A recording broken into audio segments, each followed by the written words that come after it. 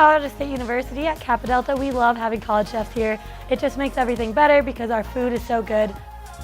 College chefs is amazing and life-changing in that you get like the food to fuel yourself for like a busy schedule, so they're amazing.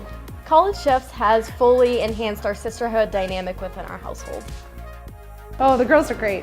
They're actually one of my favorite parts of my job because they're just so friendly and happy and excited.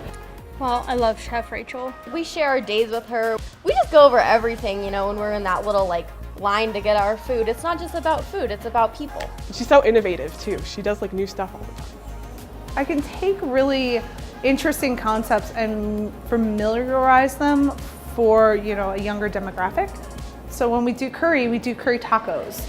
You know, today we did samosa wraps rather than traditional samosas, just to kind of give them an opportunity to try different flavors, and gives me the opportunity to play with the flavors that I enjoy making. We get in a really eclectic mix of food in this house because of all the dietary restrictions. We have a couple of vegans, we have a lot of vegetarians, a few gluten-free. So it's a learning experience for me as well, but it's fun.